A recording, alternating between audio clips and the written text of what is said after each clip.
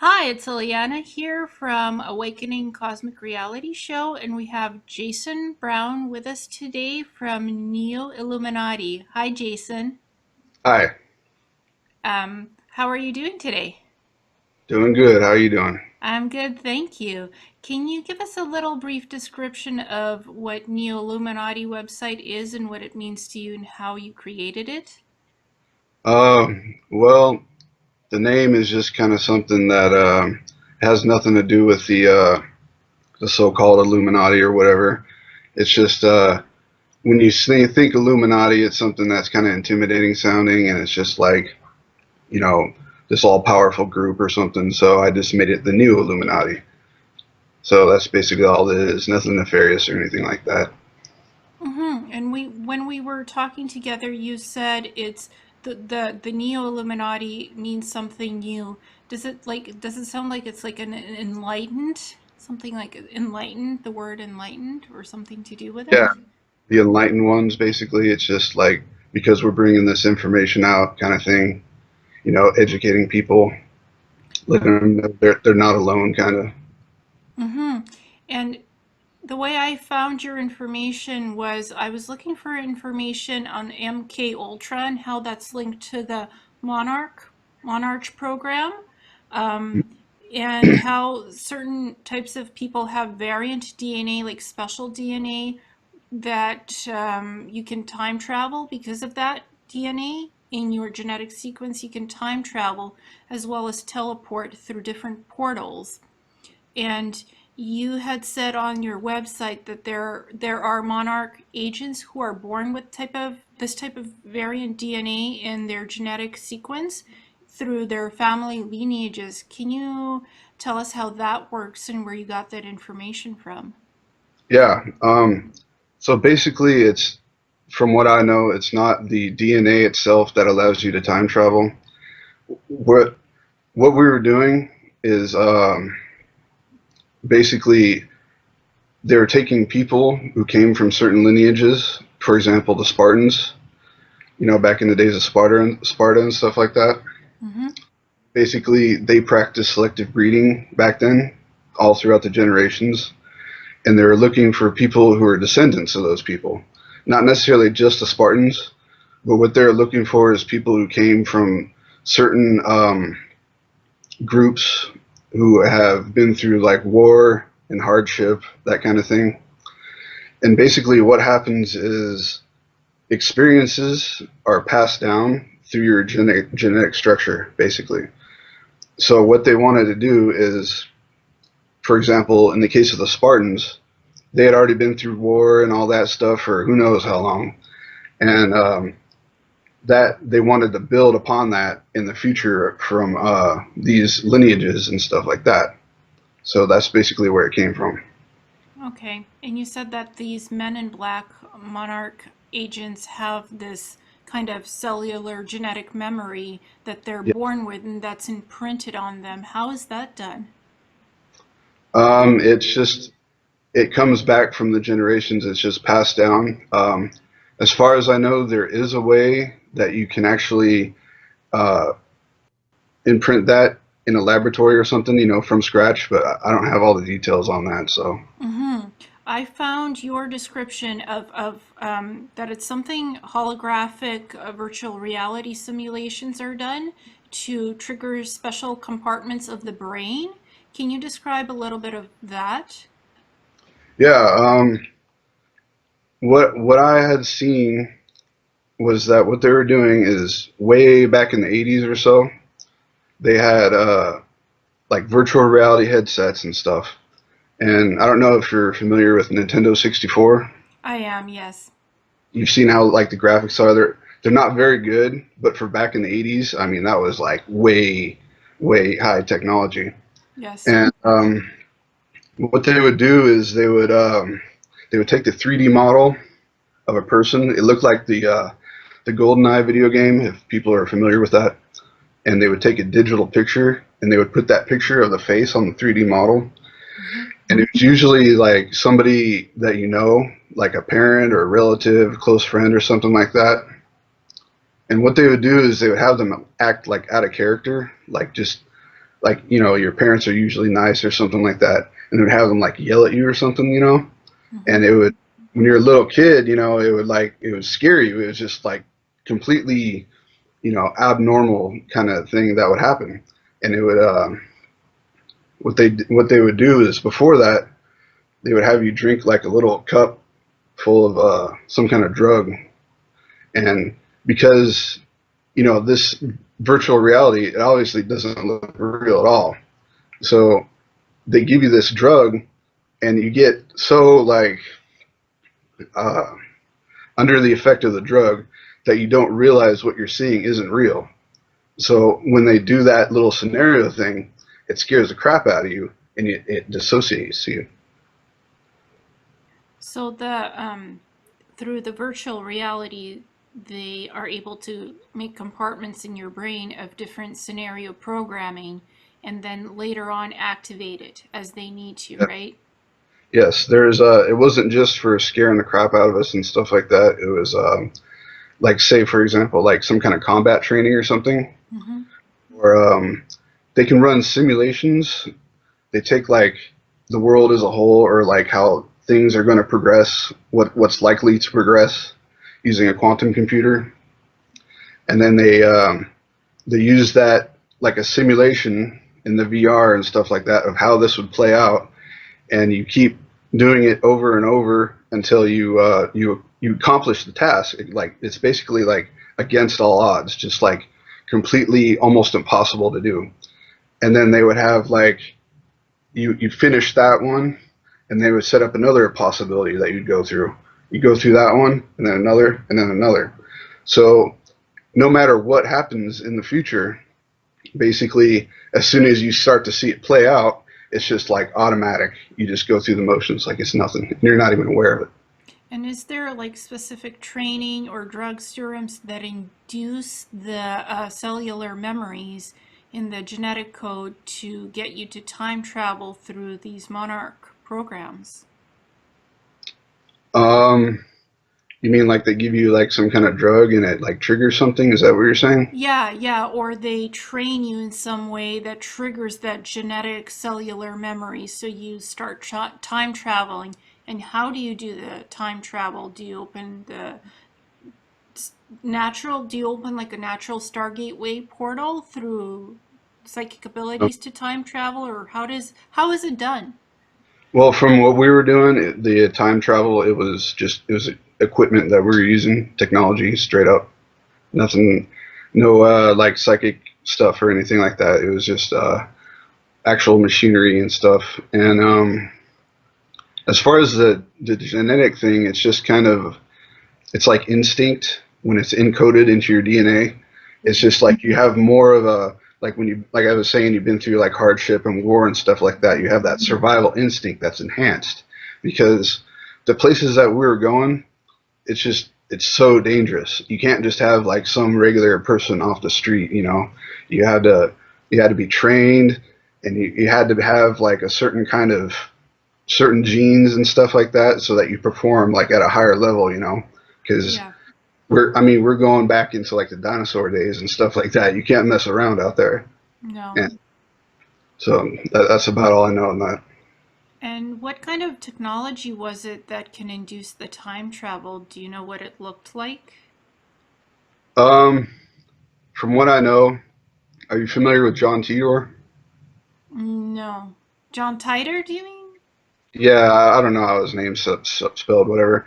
I don't know if it's exactly like that, but they mentioned that it was built into vehicles like cars and stuff like that, just like Back to the Future, kind of. Okay. And as far as I know, it was just built into regular looking cars like that, and you drive along, and then it opens like a portal, like a wormhole, Mm-hmm. and you just go through it. And like from what I've seen, it's kind of flashy, I guess. You can't really do it around everybody because there's like a lot going on outside that you can see. Mm-hmm. But it's like you go through it, and then you're just there, and you just keep driving, and it's no problem. Okay.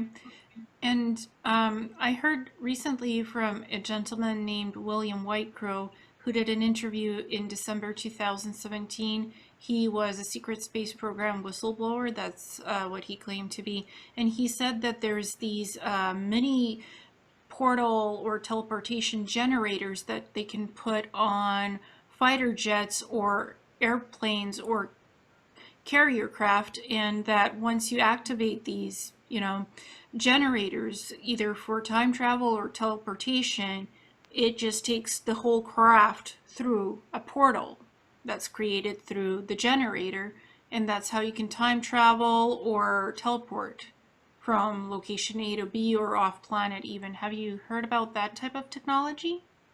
It sounds kind of along the same thing what I was telling you about, where they just installed it on these cars and stuff like that. The thing that comes to mind about that is, I'm sure you're familiar with the TR3B. Yes. Yeah, those the ones that I know about had that stuff built into them, and not only did it have the time machine stuff in there, it also it had like a cloaking device, but it didn't just make it invisible. It made it look like regular civilian aircraft and stuff like that. So that's about all I know. Maybe that's what they're seeing. I don't know. Yeah, Anthony Zender had talked about the black helicopters flying over the beach when he was out there when he was discussing the secret space program, and that he saw it shift shape and change shape, sort of like that. That even some of the more advanced helicopters have this ability to do that. Yeah, one of the things that they frequently cloak themselves as is helicopters because they tend to fly around at a little, like a slower pace, and they can hover and stuff like that. And when you're looking at one, you can't even tell that what it is, that it's not what you're looking at. Yeah, I've heard of that. I haven't seen it myself, but I heard about it from Anthony Zender, who is another secret space program experiencer who's seen that happen, and he kind of like taped the video footage of the helicopters before they shifted shape.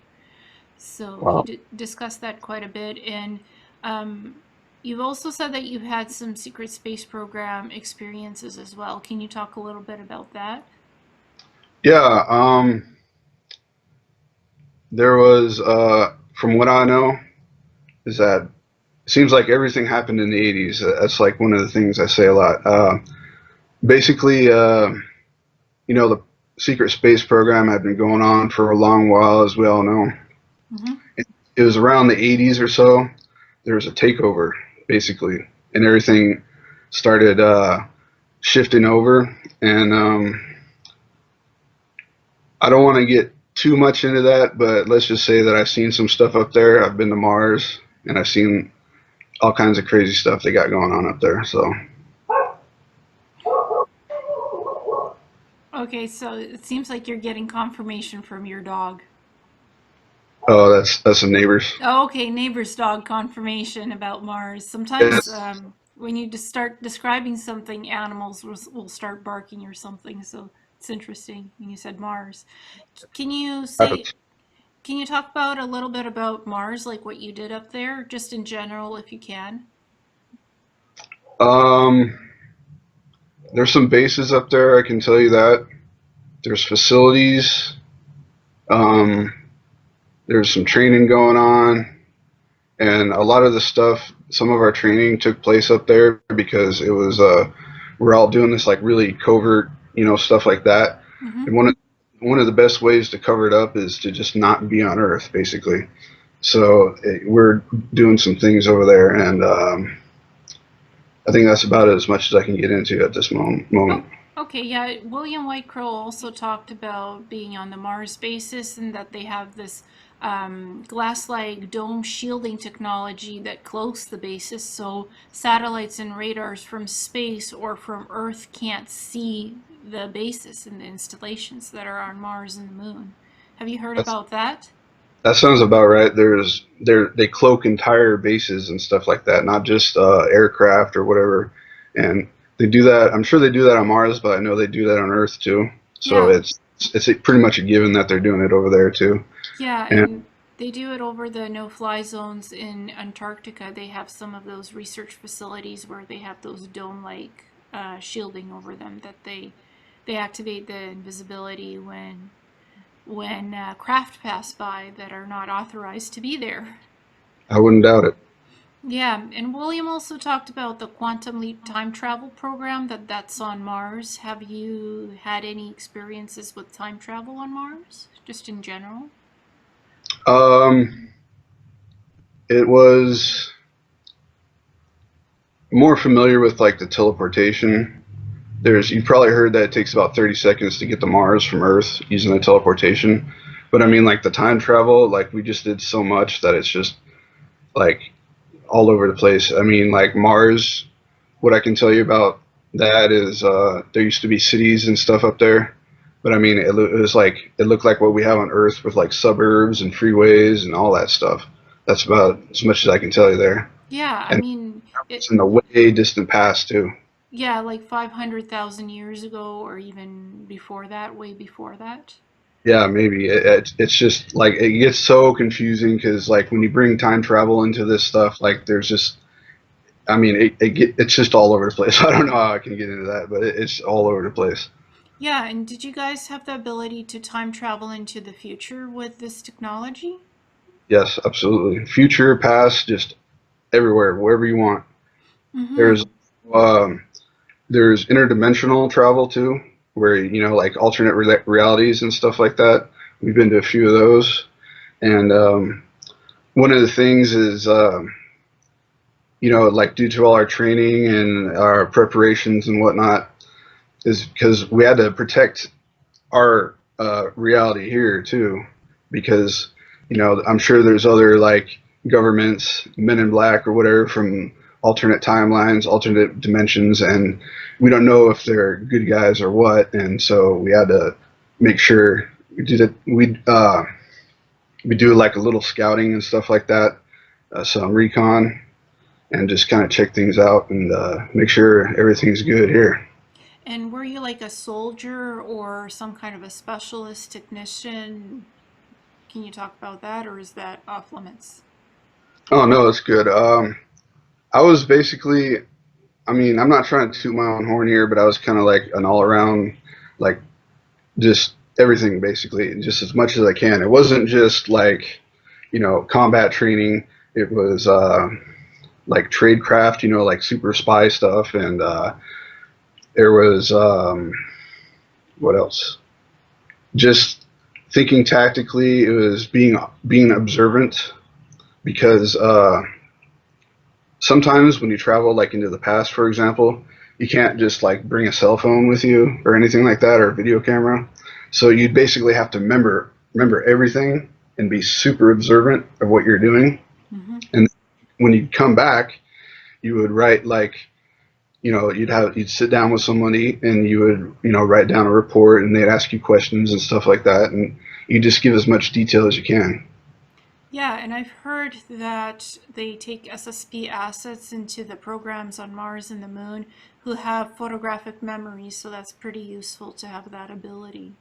Yes, exactly. That's why they wanted those kind of people and stuff like that because it was you didn't have any equipment with you, but because of that photographic memory, you can just go there and come back, and you can just it was vivid. You can see all the little detail and everything. Yeah, I have photographic memory. It's not as good as adiatic memory because, like, that's remembering everything down to the last detail, but photographic memory is as close as you can get to adiatic. Yep. Um, so I could just remember details, places, people, names, objects for like years on end and store it in my part of my compartments in the brain. So that's very useful. And what is the Monarch program? Um. So I'm sure like MK Ultra started out around the 1950s or so, and later on, the Monarch program was it was like the elite, um, the cream of the crop, the best they could do at the time. And it was back then. It was still pretty low tech, and it kept progressing. It started to advance around the 70s or so, and then here comes the 80s again. Everything changed in the 80s. The 80s, they stopped being things like sex slaves and stuff like that, and it was more like started with the time travel and stuff like that, because you know, we had to shut that kind of stuff down because it's just not okay, no matter how you look at it. And then they started to train them like what we were doing with the combat training and stuff like that. And you know, they all had photographic memories and stuff, and a lot of it was like escorting people, basically bodyguarding, um, some recon work, just little things here and there, that kind of stuff. Mm-hmm. And what got you interested in doing Neo Illuminati? Like talking about the secret space program, about the Monarch program, about time travel? What inspired you to do the website? Well, the way I see it is a lot of people, they've had, like, you know, that memory compartmentalization going on. Mm-hmm. And sometimes, like, when that happens and you start remembering things that are just like completely crazy, you know, like time travel, remembering being like back in the old west and stuff like that, and just not knowing that it's actually real and that it happened.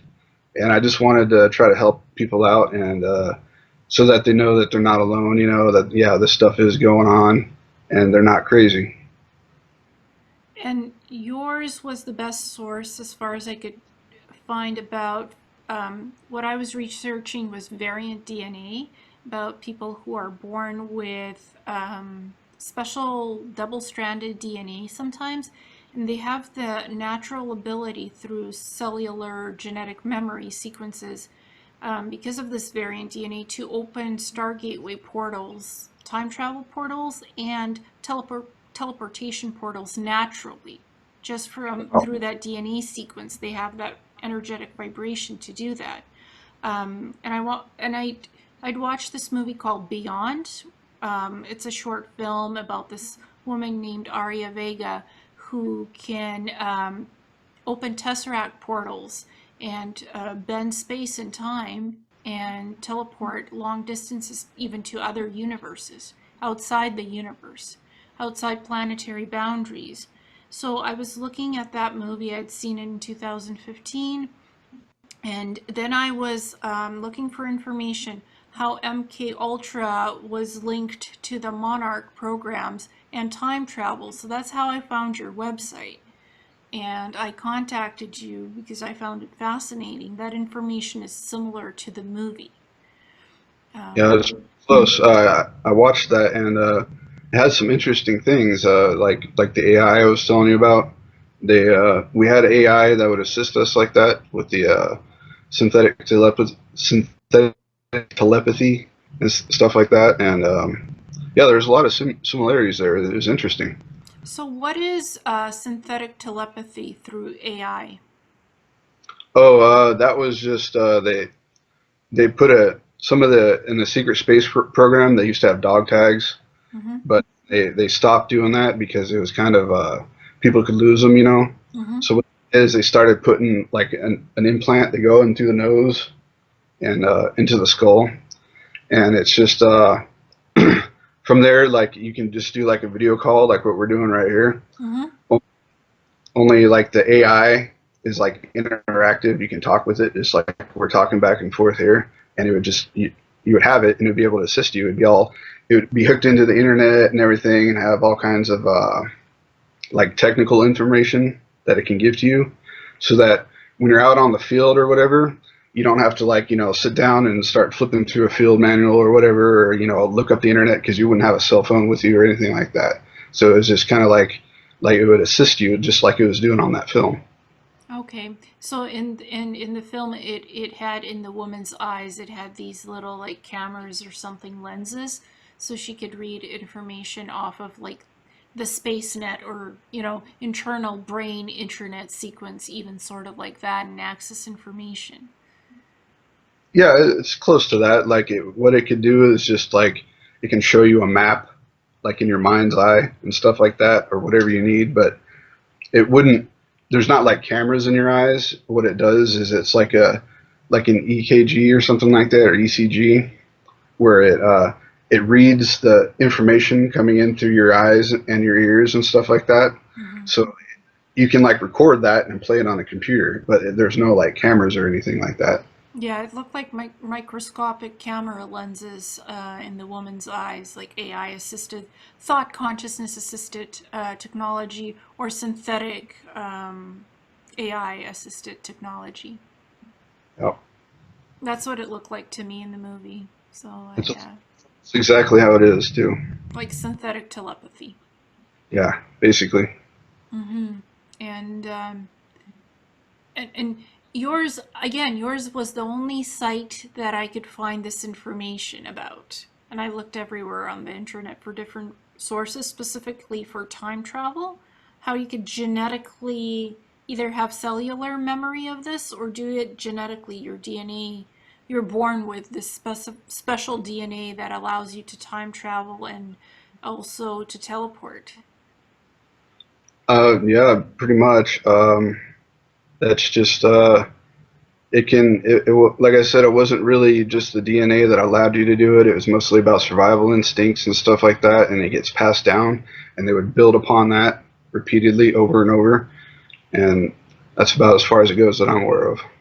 And so basically they for these monarch agents, they came from the different family lineages of the elites, right? Some have, some haven't. It was mostly about like just who was capable, basically who was healthy, who was strong, who was fast, who had good eyesight and hearing, and stuff like that.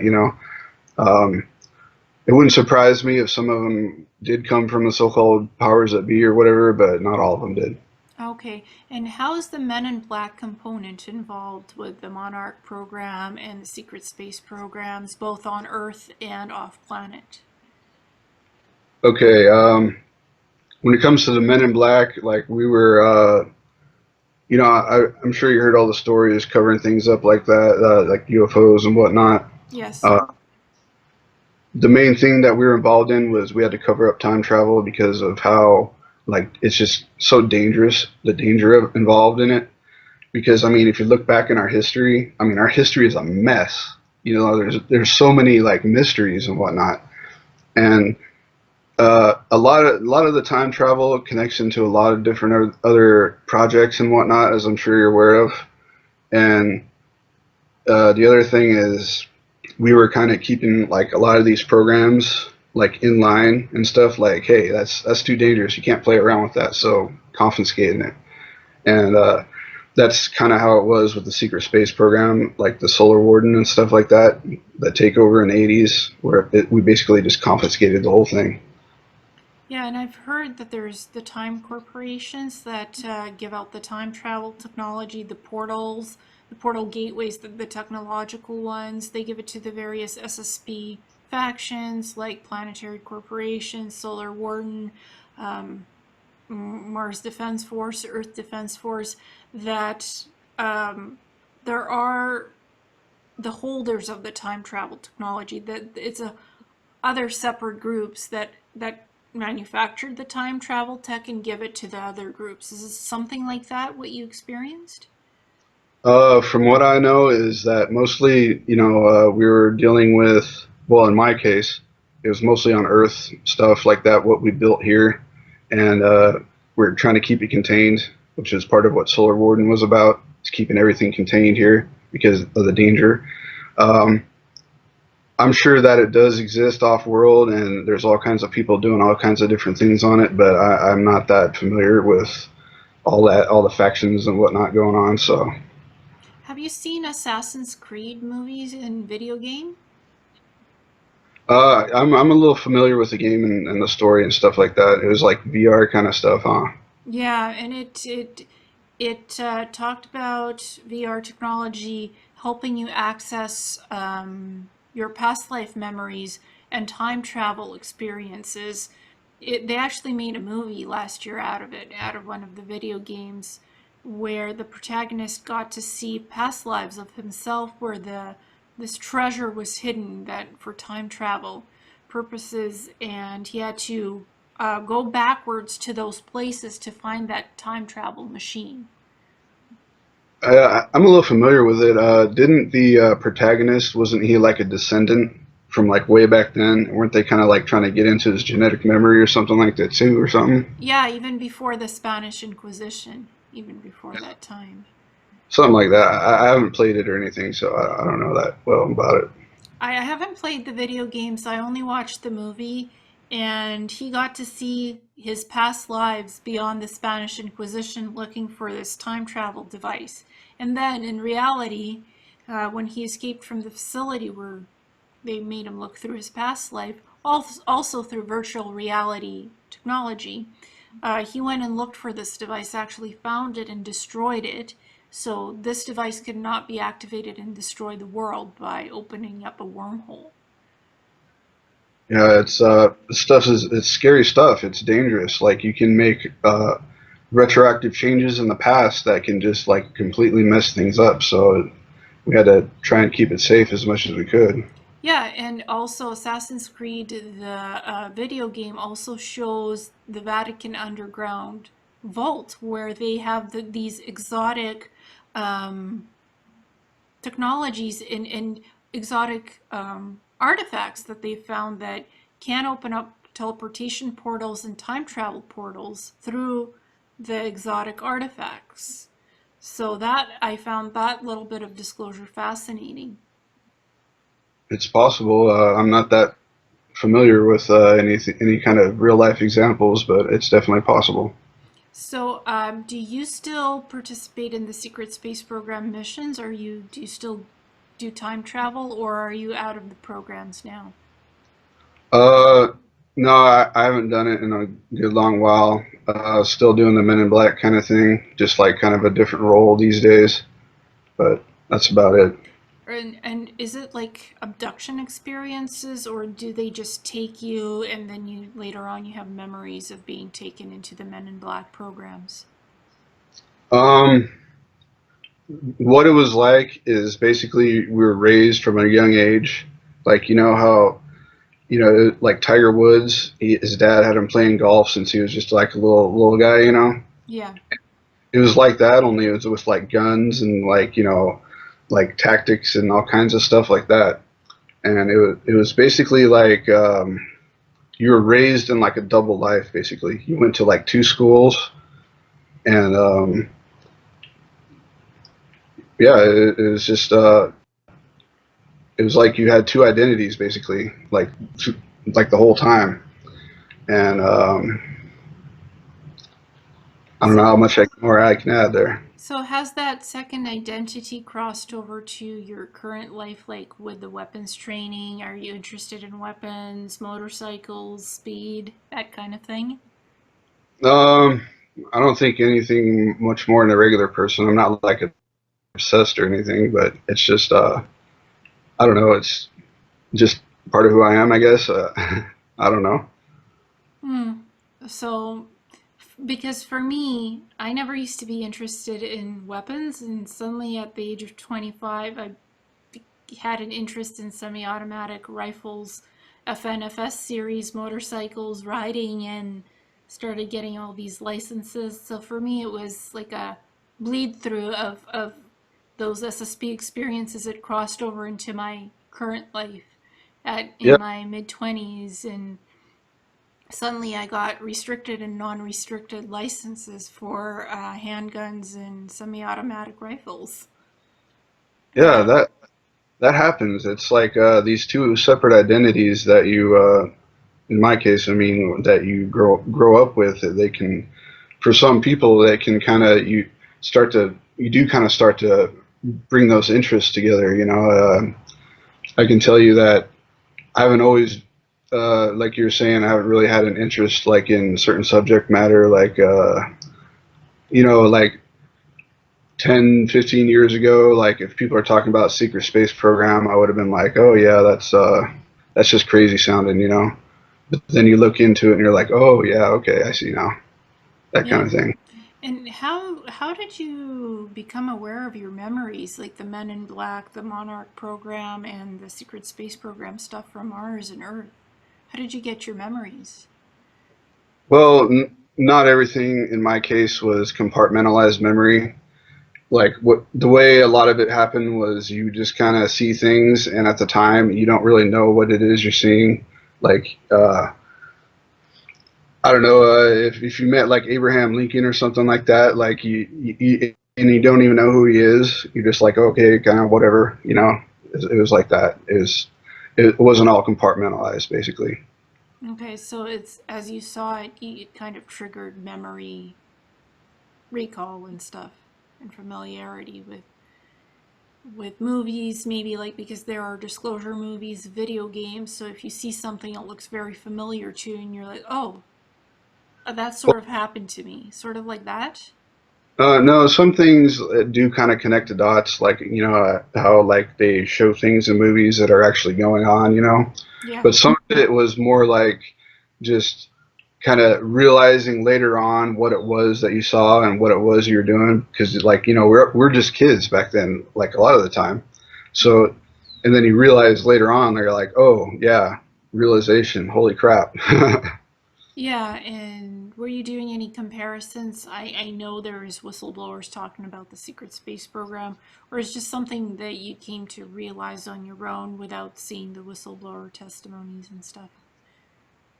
Oh, yeah, people started coming out about being time travelers and stuff like that, and so I was just like, oh, okay, yeah, that happened. Well, your stuff is very distinct and unique. Like I've read about Andrew Basiago, time traveling, the jump rooms on Mars bases, William Whitecrow, and other people. I remember I have memories of the Lazarus Project, looking into the past and the future, the Tesseract Project with the United States Naval Observatory, they're them training assets for teleportation, opening up teleportation portals and also time travel portals. That being called the Tesseract Project. And another lady named Rochelle Stannenforth, who's an Australian SSP asset, so she remembers that. So, but not really finding anything specific on time travel in your information in your website, neoilluminati.com, had that specific information linking the Monarch program with the time travel component and bits of MK Ultra. Yep. So, specific 3 bits of information of data set points that just matched to memories that I've had of the Lazarus Project and the Tesseract Project, linking that to Rochelle Stannenforth. So, your information really stood out to me. That's why I wanted to do this information. It's not like anything I found on the internet out there, and I'm a researcher, the job wise researcher. So, for me, that was like I kept looking and looking and looking, and I couldn't find anything other than your stuff that directly correlates to my memories and Rochelle's. That's cool. Well, like as I was saying, the Men in Black, we had our fingers in everything. I mean, not me personally, but like a lot of stuff, mainly time travel. So it really all links together quite a bit.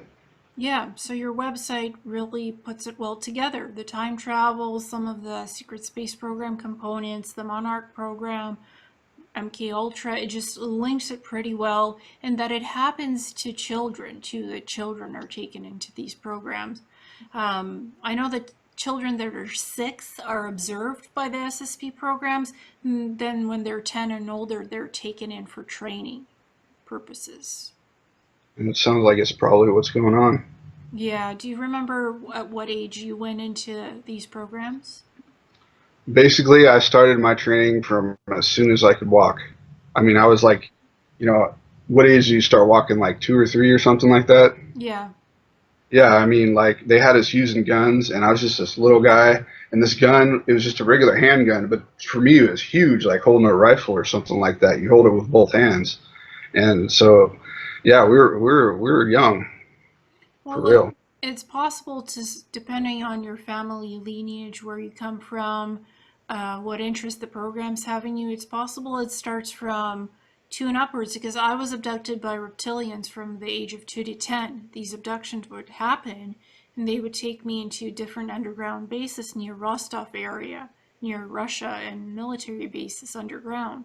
So it could happen at any age from childhood. Sometimes you're born into it already. They watch you just as you're born and Yeah, monitor you. some people are. Yeah, for me, it started with reptilian abductions, and then the Monarch program, and then the SSP Quantum Leap Time Travel program, 60 and back on Mars. Wow. So are you sure they're reptilians? Because there's one thing interesting that I've been hearing is that you might like have read somewhere where somebody's talking to somebody and they reach down on their belt and they push a button and all of a sudden like they look like a reptilian or something like that. Yes, Well, yes. okay, like a lot of the time, like what they're thinking is that it's a hologram that's making them look human, and when they change to the reptile, that's like their real form. But a lot of the time, it's actually the opposite. Yeah, I've seen actually that technology in the secret space programs up on Mars. No, these were two different reptilian species. This Okay. was definitely reptilians and another tall guy, gray with gray skin, very slim, with a beard and long hair. Um, he would lead me into the underground base as kind of like the caretaker, and then the reptilians started infusing me with nanotech, which basically ruined my autoimmune system to this day. Wow. Yeah, no, these were black drowser reptilians and Sharab Invictus green yellow reptiles. Okay. So these were genuine reptilians who like to experiment genetically on kids. And I do remember seeing human personnel on the bases as well, in the underground bases, working with the reptilians. This So, place on Mars? no, Is this it? was on Earth. This was on Earth Oh, 2 to 10. okay. Because I was born in the Ukraine. Then, when I was about 6, 7, I moved to Israel, 2.5 years. And that the abductions kept happening in Israel. Then I moved to Canada. All right. So it's been ongoing. First it was the ET abductions, the reptilians. Then I was like 12, 13, the Monarch program. And then it was the secret space program from the age of 15, 16 and onwards to 2014. I see. The Mars bases and also intermittently the time travel stuff on Earth as well. It sounds like they started preparing you Yes. through that, and then they get you out into the space program and stuff like that. That's what it sounds like. Yeah, and also different contact experiences with various extraterrestrials along the way since I was a small kid. So yeah, it was a prep. It was prep. Just some people say, well, they first had the secret space program experiences, then the contact experiences with extraterrestrials. But one is linked with the other. It always is in some way, I find, at least through my experiences. Well, maybe they were both happening because you know how like finicky memory can be. It could have been happening all at once, and they haven't quite recovered everything yet. Yeah, sometimes one and the other gets mixed in together, so it's hard to differentiate what was the ET stuff and what was the SSP stuff. Where the ET connected to the SSP programs with Earth and Mars, Moon, our solar system. Have you had any extraterrestrial contact experiences? Yeah, quite a few actually. It's kind of part of our job, and some of them were extraterrestrials. And in my case, when we say alien, we don't always mean extraterrestrial. It can mean somebody who's alien to this timeline or alien to our dimension, basically. So we'll just say that I've met quite a few things that have been going on out there. You met different beings through time travel. Oh yeah, oh yeah. A lot of people throughout history too. Yeah, because history timelines are malleable and can be changed. History is not set in stone. Yes, they can. Well, some things are set in stone. Quite a bit is actually pretty much inevitable, and just how you get there, it's usually just kind of small little changes here and there. But there's definitely some things that are set in stone, I've heard that as well. So it's interesting. like like 9/11, for example. You know, why not just go back and stop that? Well, it kind of has to happen. I mean, I'm sorry to say, but it is what it is. Yeah, definitely. And how did you get to know about those buttons that holographically can make you look like any shapeshifter or reptilian? Where did you get that from? Oh, I do a lot of reading. I'm sure I read it somewhere, like from a couple of different places, and it's just that's the thing though that I wanted to point out too is that when you have a lot of this going on with people recovering their memories and whatnot, there's a lot of like trickery and deception involved. You know, Mm-hmm. like I was and like, are you sure it was a reptilian? Because it was probably someone trying to make you think that it was by doing the opposite of the hologram effect thing. So that's just kind of you know how I read about it and stuff like that. And there's just a lot of they want you to keep you off balance so you don't know what is what. So if you start talking about this kind of stuff, that you sound crazy or whatever. Yeah, I actually saw that technology on Mars. The button is just so small. It looks like a button or some jewelry or something. You press it and then you look like somebody else or something else. Well, that's more advanced than what I saw. What I saw, it was like a box, like about this big. It was about the size of a pager, basically, but it didn't look like a pager. And this was kind of before pagers were even a thing. So Hmm. it was just like some kind of innocuous looking box kind of thing. Okay, so they press a button on it and suddenly you holographically look like somebody else. Yeah, you can. And they have there's these suits. There's another thing that it's just like that, like a little box, but it's optic camo basically. Thermoptic camo. It renders you invisible and it covers your heat signature too at the same time. And there's a few different kinds of those. One of them just makes you invisible and it doesn't hide your heat signature, and the other does both. And this is actually pretty old stuff. Hmm. And they have quantum camouflage. It's a suit that you put on over you, and it basically it takes like features like eyes, nose, mouth, whatever, and it like shuffles them around so you can just like look like different people and stuff like that. You can even change your perception of height and weight and everything and gender. Yeah, they call them in on the Mars basis. The planetary corporations call them smart suits, and it could alter your appearance. The suit can mimic clothing even. Yep. With nanotechnology interwoven into the suit and holographic technology in the suit, it can make you look like anybody else. It could make you invisible. It could alter the suit can look like clothing. So it's called the smart spacesuit. Yeah, I'm not aware of it. I read about some of the stuff you're talking about, the smart suits. The stuff that I'm familiar with was it's a little bit different. It was mainly about camouflage, and that was pretty much it, just Mm-hmm. camo. Yeah. I just, from my memory recall in doing the hypnosis, the doorways and the corridor technique that Mary Rodwell does. So like you basically go into a bit of a meditation cycle, hypnosis. Then Hmm. she does past life regression and also hypnosis regression for extraterrestrial contact, SSP memory, recall, that kind of stuff. So basically, you walk through a corridor and then you reach these doors, different doors, and whichever door glows or gets your attention the most, and you have a thought, I want to see a secret space program experience. You kind of already know about the experience, so you want to see that. So you choose that optimal door, you go through it, and you get to see that memory recall of that experience. So that's how I found out about the smart suits, that these cybernetic labs attached to the Mars bases, they create these suits, they build them, the smart suits. And what you were Hmm. describing through the camo technology, these smart suits could actually do when you wear the suit and Yep. you telepathically think to the suit, I want to be wearing a blue dress. So the suit switches up to a blue dress holographically. And you touch it, you can actually physically touch it, and it feels like the fabric of a blue dress. Yeah, it does. It could feel like cotton or silk or like anything in between, all that Yeah, stuff. yeah, that's what I got through my hypnosis regression through the corridors and the doorway technique, what Mary Rodwell does.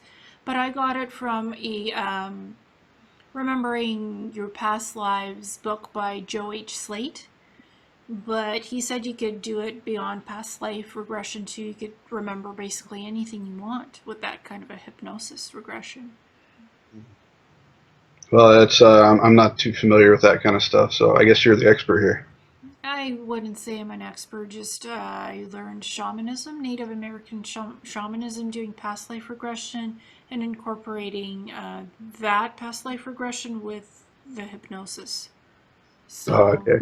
that's how I got my memories back. I had bits and pieces of the ET past lives and the SSP stuff, but nothing that I could put together and figure out like a timeline of sequence of events. It was just mixed in together, but this hypnosis stuff helped me to to put the pieces together what happened.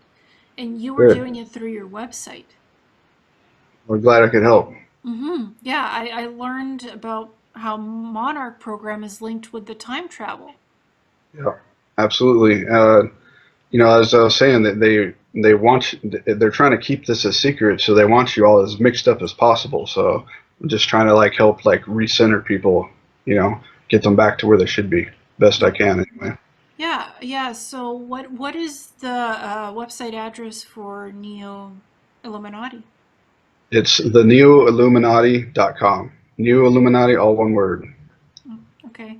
And is there a way people could reach you if they want to know more about your website or you?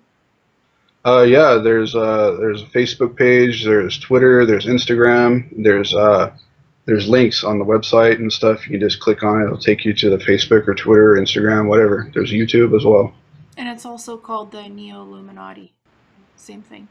Uh, the YouTube is Neo Illuminati TV, and the Twitter is the underscore N underscore I, and the Instagram is just the Neo Illuminati, one word. And what do you do on YouTube with your show? Oh, I make music and stuff like as a hobby, whatever, just messing around. And I put my songs on there. And I don't really have a whole lot right now. Nice, very nice. Is there anything else you'd like to leave us with? Final thoughts or anything you'd like to discuss? Um, what I want people to know is that they're not alone.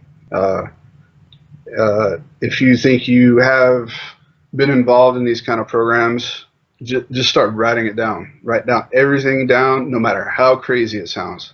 Because believe me, like I'm well aware of how insane the stuff I sound writes. Okay, very well aware. Just write it, and if somebody was messing with you or there's false information in there, you can figure it out later. Talk with more people, network with them, and see what matches up and what doesn't, and just go from there. Awesome. So thank you so much, Jason, for doing this interview with me and for talking with me privately on Facebook as well. That's Hey, how we met no actually problem. recently. Thank you so much, and it's been a pleasure having you on the show. Absolutely. Thanks for having me. Thank you.